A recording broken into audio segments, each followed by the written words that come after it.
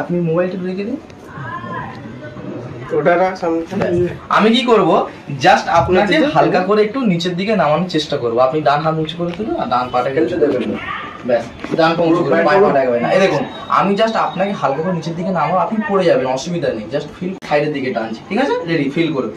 ঠিক আছে, আমি এক হাতেই টানবো, আস্তে আস্তে টানি, একটু নিচের দিকে টানি। কোন দিকে টানছি বলুন তো? আমি সাইডের দিকে টানছি। আচ্ছা শুনুন, চলো এক হাতে টানলি। এবার আপনার তো আর ইয়ে নয়, মানে খাঁচ সিস্টেম নয় যে টানো বসে যাবে বার পড়ে যাবে। ডান হাতে ছিল, আমি আস্তে টানছিলাম বলে যদি হালকা করে যদি জোরে একটু নিচের দিকে টানি, নিচের দিকে টানছি, পড়ে যাচ্ছে। কিচ্ছু না, জাস্ট আমাদের শরীরের যারা সারাদিন অনেক কাজকর্ম করে তো শরীরের নেগেটিভ আর পজিটিভ আর ইমব্যালেন্স হয়ে গেলে, আর আমি একটা সাইড ওনার তুলে দিয়েছি, মানে কি রক্তের ভারসাম্য সম্পূর্ণ আলাদা হয়ে গেছে, যে কারণে একটা সাইডে এক পায়ে দাঁড় করে দিলে যে কাউকেই টানলেই যে কেউ পড়ে যাবে, সে যত বডি বিল্ডার হোক না কেন। কিন্তু এর মধ্যে আকুপাংচার আর আকুপ্রেশারের সায়েন্স এইগুলো নিয়ে লোকে অনেক পড়াশোনা করে, অনেক বিজ্ঞান পড়াশোনা ব্যাপার আছে, যেটা কি হয় আমাদের শরীরের নেগেটিভ আর পজিটিভ আয়নটাকে ব্যালেন্স করে দেয়। যে কারণে আকুপাংচার আকুপ্রেশার যদি হয়ে যায়, এক পায়ে তুলে দিলেও আমাদের শরীরে ইনস্ট্যান্ট এনার্জি আসতে সাহায্য করে।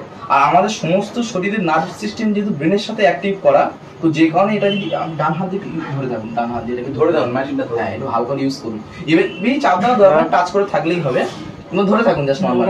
যেটা কি করলে ধরে থাকলে কি হয়, উনি নিজেই ফিল করতে পারবে ওনার শরীরটা সম্পূর্ণ আকুপাংচার ভাইব্রেশন কাজ করছে, পুরো রক্তটাকে মাথা থেকে পুরো সার্কুলেশন করে পুরো হোল বডিতে সার্কুলেট হবে।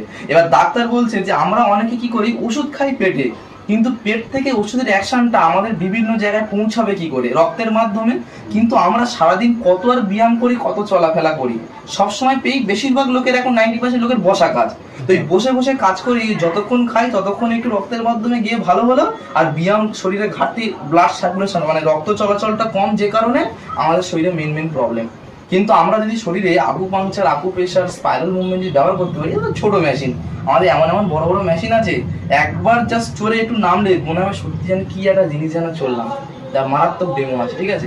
তো ওনার শরীরে আমি ম্যাক্সিমাম ব্যবহার করাচ্ছি।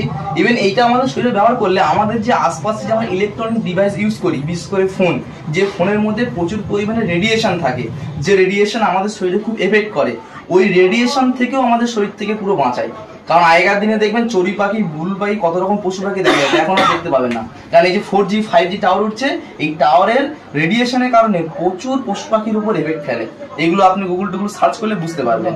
তো সেই রেডিয়েশন থেকে অবধি কাটিয়ে দেয় আমাদের শরীর থেকে পুরো এই মেশিনটাকে ইউজ করলে। উনি কন্টিনিউ ইউজ করছে প্রায় মানে মোটামুটি 1 মিনিটের উপর হয়ে গেছে। এবার এটাকে আপনি একটু আমাকে দিয়ে দিন। এবার সেম স্ট্রাকচারে আপনি দাঁড়িয়ে যান, ডান হাত থেকে উঁচু করে তুলুন আর ডান পাটে উঁচু করে তুলুন, আপনি নিজেই ফিল করবেন। রেডি? চলুন, রেডি রেডি।